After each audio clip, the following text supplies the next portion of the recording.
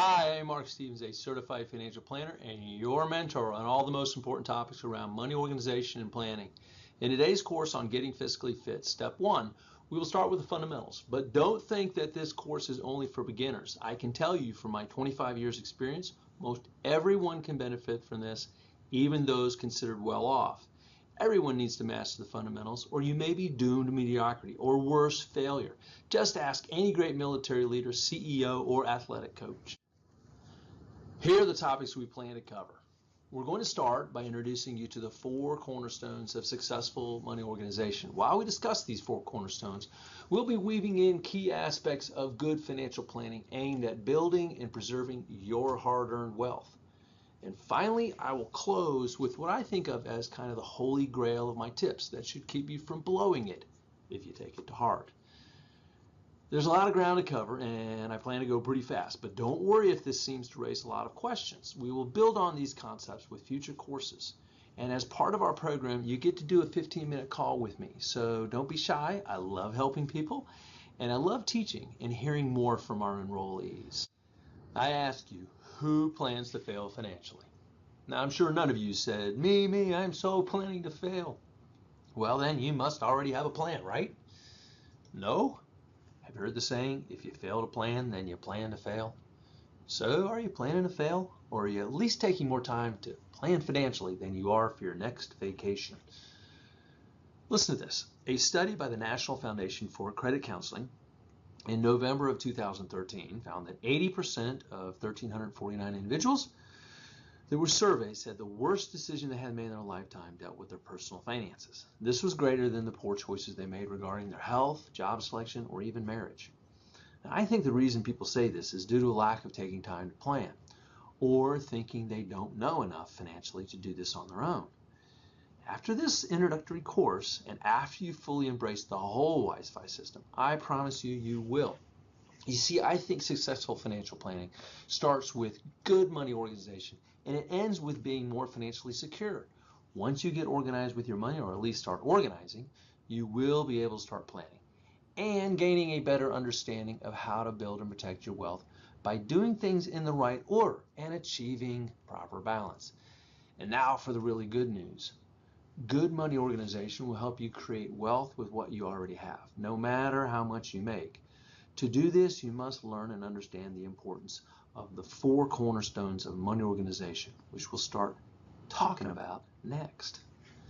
Experts say that active participation by writing or taking notes amplifies the learning process. So it may help you to learn this better if you take out a blank piece of paper and draw a big box and break it into 4 quadrants like you see here. You may want to hit pause if you need to get what your writing stuff, get what you need, because as we go along, I'm going to ask you to fill things in.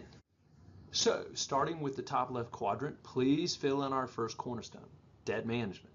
It should hopefully not be a surprise that good debt management is one of our cornerstones. Why? Well, as Sean Allen, the founder of WiseFi, loves to say, there are 2 kinds of interest, the kind you earn and the kind you pay. You cannot create wealth if you're paying more interest than you are earning. To me, this ties into a very important financial concept called the time value of money, which basically says $1 today is worth more than $1 tomorrow. Let me repeat that. $1 today is worth more than $1 tomorrow. So if you're borrowing money, you're hurting yourself in 2 major ways. First, you're paying interest to someone else, and it becomes an additional expense which hurts your cash flow. Furthermore, when you borrow and pay interest, you lose the ability to earn and compound that interest for your own wealth benefit with those interest dollars that you pay out. Thus, someone else is getting wealthy on your compounded interest, not the other way around as it should be. To hammer home this point, take a look at this slide and notice the significant amount of interest cost that can be associated with debt. Now, feel free to hit the pause button and study these figures, because I want you to think about what is on this slide and what I just talked about in the last slide, and what fun it would be to flip this around and consider how great it would be if you were the one collecting the interest like this. Okay, so before we move on this lovely subject of debt, let me just say that not all debt is bad. There is good and bad debt. First of all, most of us have to borrow for the major assets in our life that we cannot practically save for in a short enough period of time. So good debt is the kind you use to buy your home or the car you need to get around in life and work and so forth. And going back to your house, you probably get a tax write-off if you buy a house, and as an asset that should appreciate. And not only that, you have to pay somewhere to live, so a mortgage payment may not be that much higher than paying rent on an in-town apartment, especially after you get the tax deduction we talked about. But that said, you must learn to shop smart and don't just buy based on how comfortable the payment is. This is what I like about the Wi-Fi app. Used right, it will help guide you to the right size house payment that fits your goals and your long-term plan. But it likely means incurring the single largest debt obligation any of us will have in our lifetime. So I want to cover a couple of quick other considerations if you are buying a house or you're thinking of buying a house that I hope will keep you from converting a good debt scenario into, say, a bad debt one. First, it's best to have built up enough cash for a good down payment with enough cash left over for an emergency fund and cash reserve. So hopefully you've heard of that and you know that.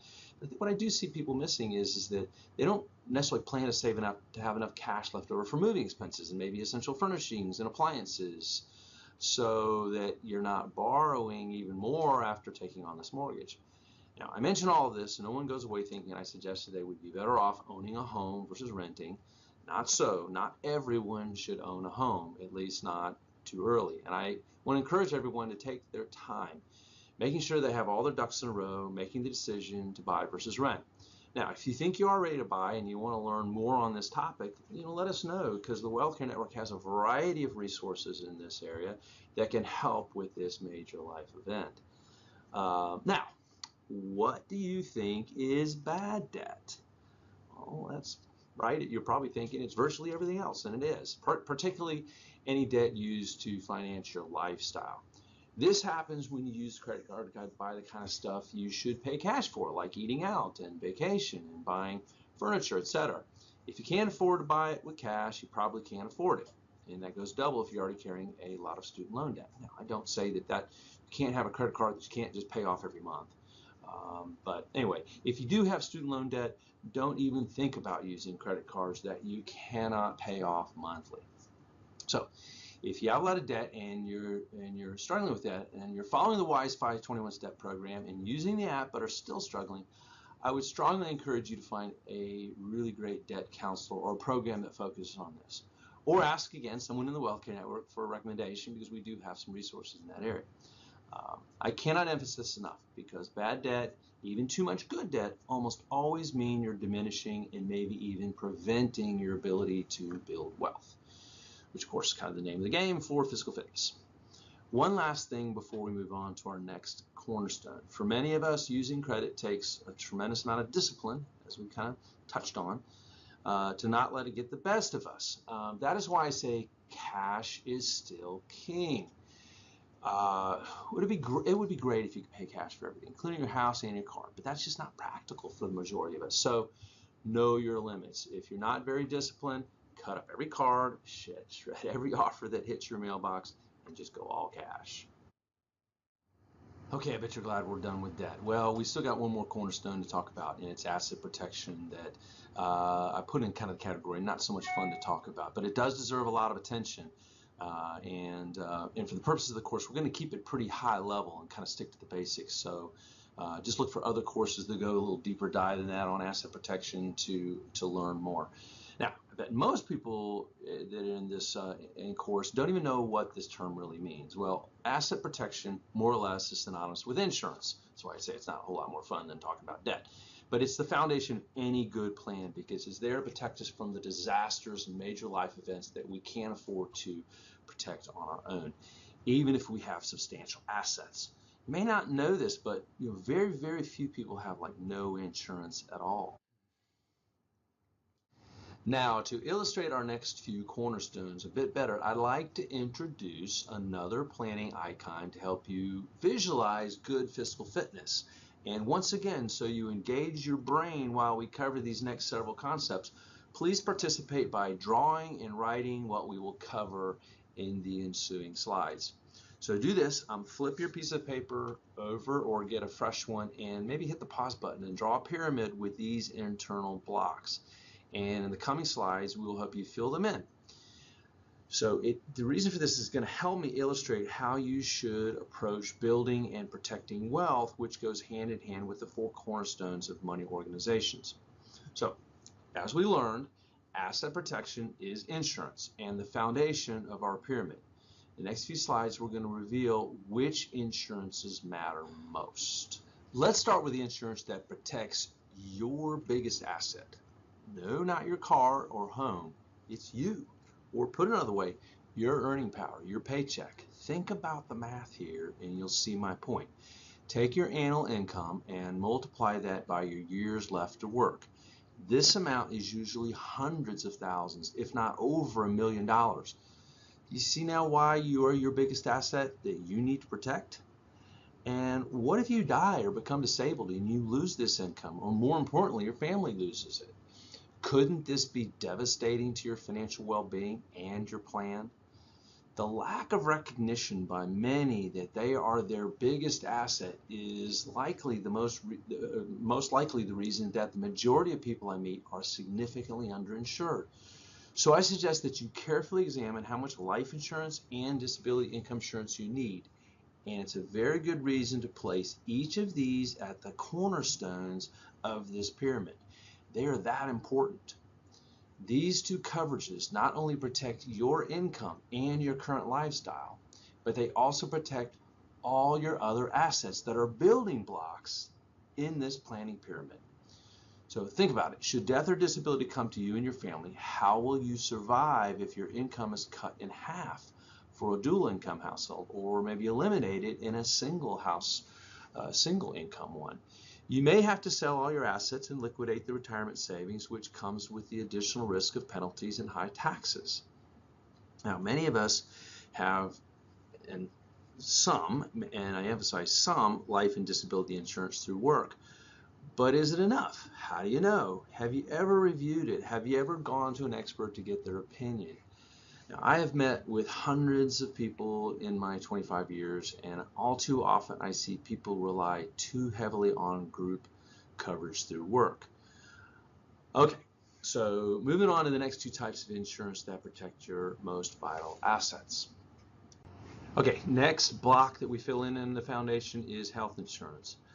Like you see here, of course, this provides benefits for when you get sick or hurt.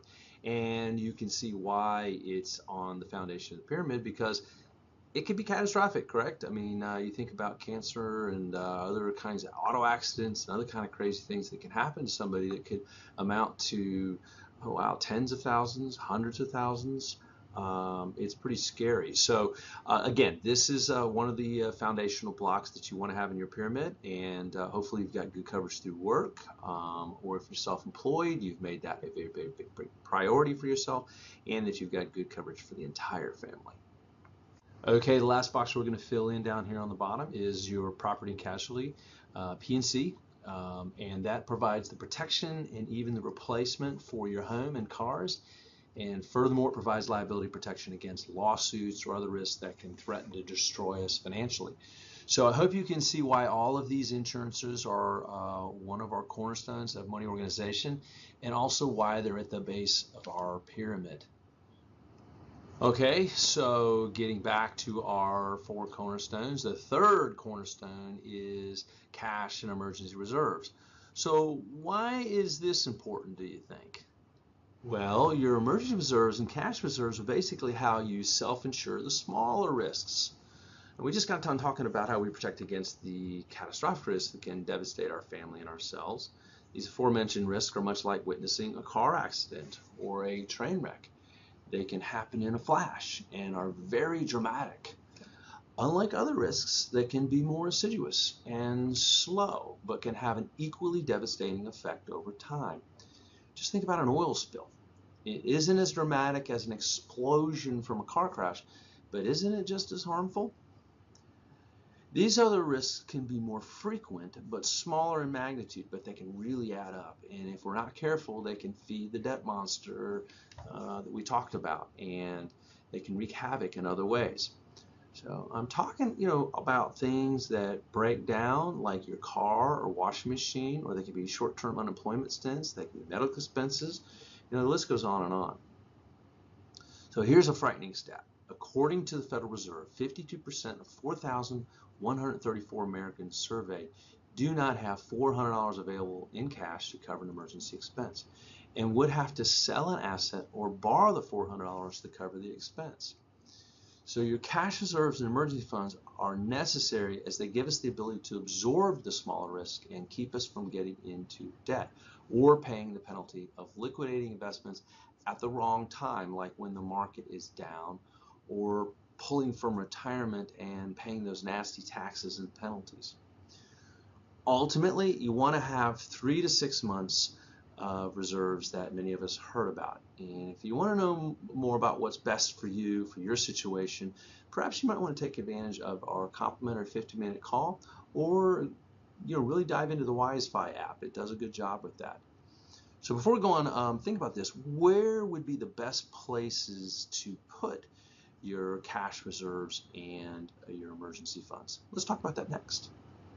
The only sensible place to put your cash reserves is in short-term investments. That is because you need these funds to be very safe and liquid. You cannot take market risk and take a chance you will lose some or all of your money due to large price swings from the stock or bond market. Thus, you need safe. And liquid means very accessible. So, what are examples of this, do you think? Let's go back to our pyramid. And let's fill in more boxes. Are you having fun yet? I hope so. So in here, you can write about just about anything, any account that you can put into a bank or credit union, with the exception of various mutual funds that your bank sells. There are exceptions to this, but we don't have time to delve into that. So what we're really talking about are your garden variety savings accounts, CDs, money markets, etc. So go ahead and fill these boxes in the second layer of the pyramid. And keep in mind, if it's boring and if it's not earning much, then this is the right place for this kind of money. It will likely only earn 3 to 4% tops in even the best of markets. In a low interest rate environment like we're in now, figure 0 to 1%. So I'd be remiss if I didn't point out that short-term investments are also really good places to save for large near-term expenditures like vacations or large purchases and other expenses that you need to save for. Down payments for a car, home purchase, big annual expenses like vacation or Christmas. So it's not just for cash reserves. Short-term investments have other things too.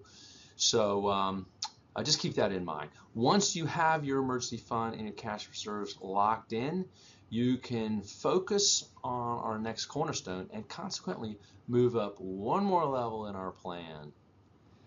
At this juncture, we'll move from the more tedious and boring conservative part of our plan that reserves and protects to our final cornerstone, which of course is investments. So go ahead and fill that into the last quadrant. Again, that's long-term investments. So investing is where we look to really grow our wealth, to achieve and live our ideal lifestyle. I hope you'll find that once you cover these initial foundational areas, you will spend the majority of your financial lifetime and the majority of your resources on this cornerstone and the final building blocks of the plan. Yay!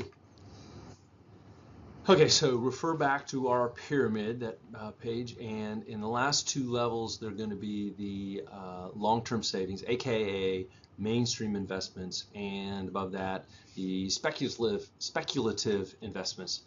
Now, I can't stress this enough. Good money organization includes going in the right order. So saving and investing, like we said, is going to be your last cornerstone, and also your top building blocks to your plan.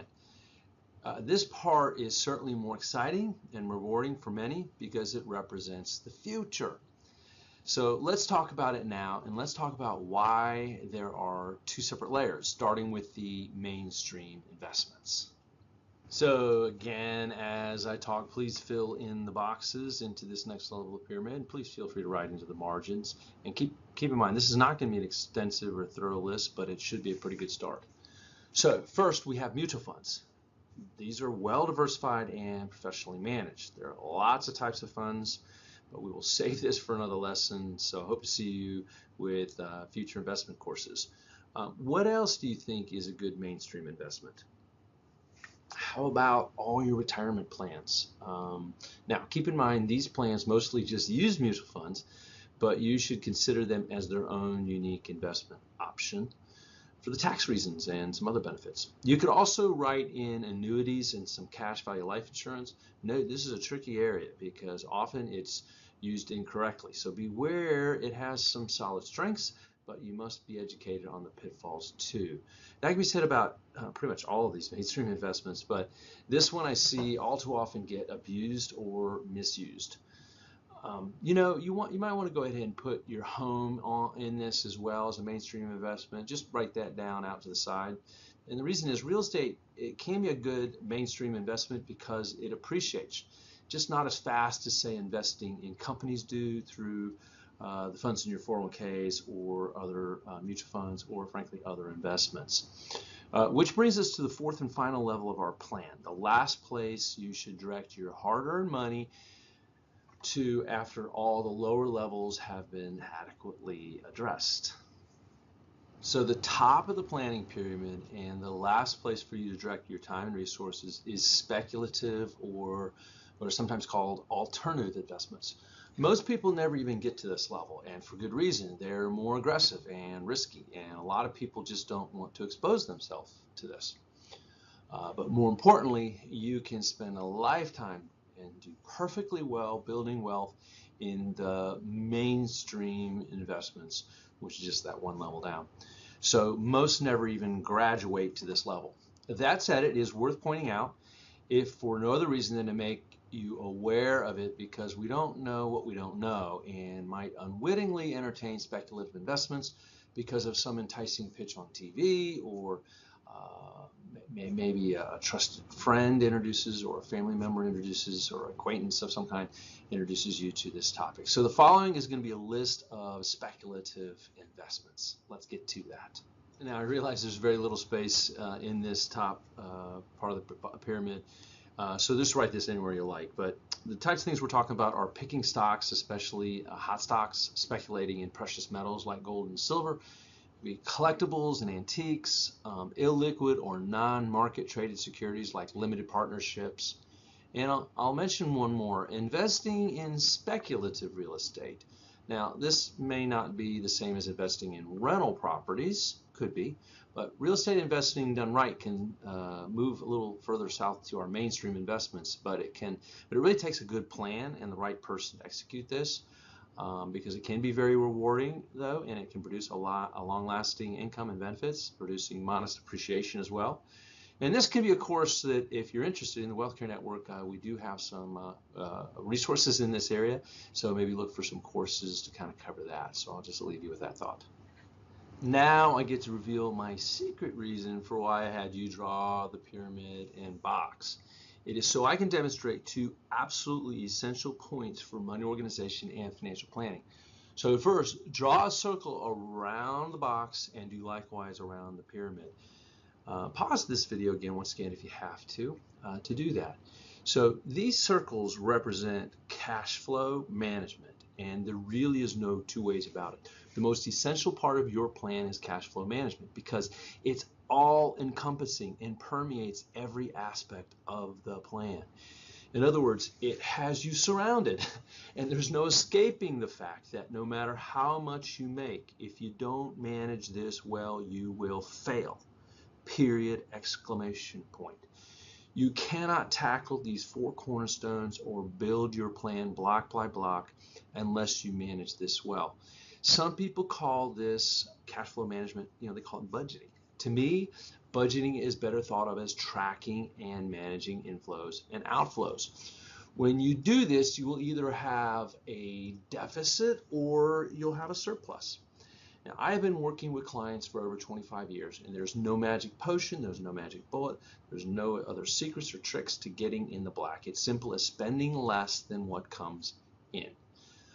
But the reason I see people fail is as simple as they don't have a way to track what is coming in or going out. They simply do not keep their eye on the ball. We all know what happens when we don't keep our eye on the ball, right? You drop the ball, or it hits you smack in the head. Not fun, right?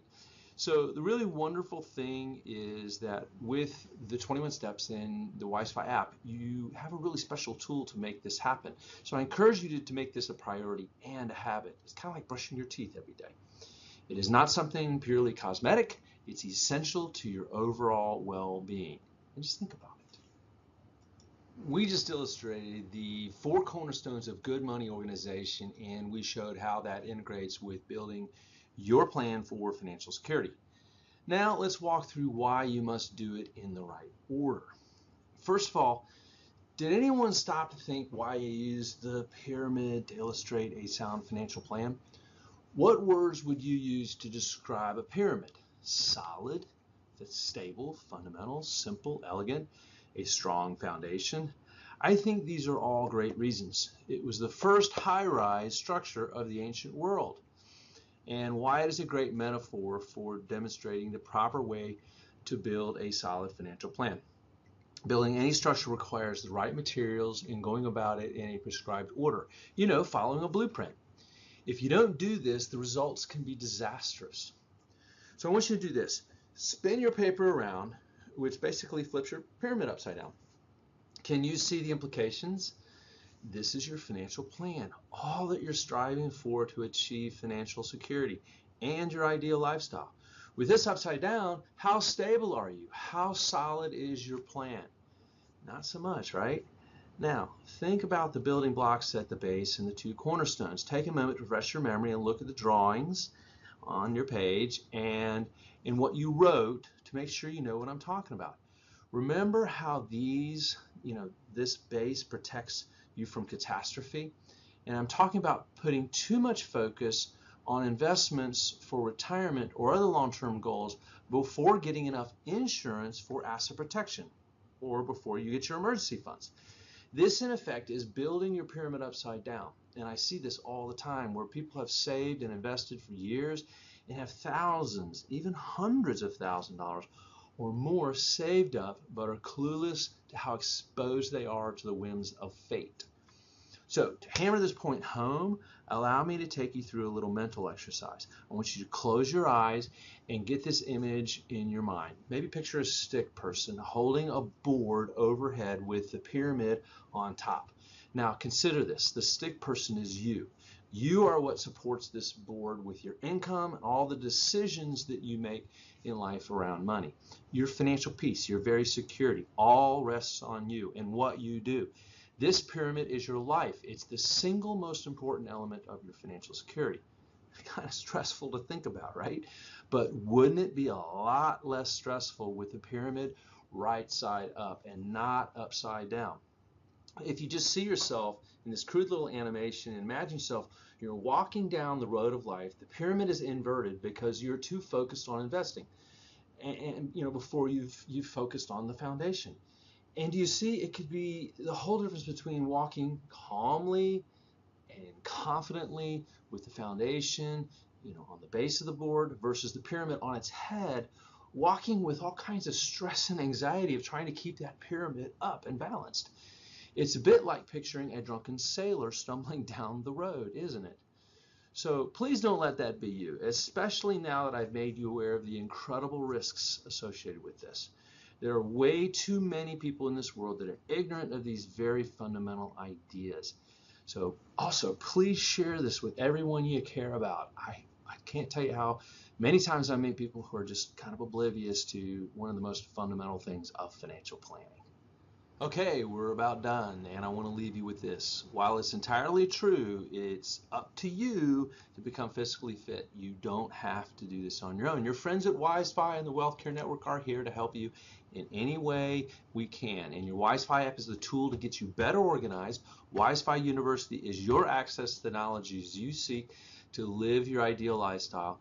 And last, and certainly not least, the Wisify community. And the Wealth Care Network here in Atlanta is the personal connection to the sources of those who have been where you are now, so you can learn from them or get professional services and support you need to execute your plan to define and live your ideal lifestyle. And that includes any obstacles that might be in the way.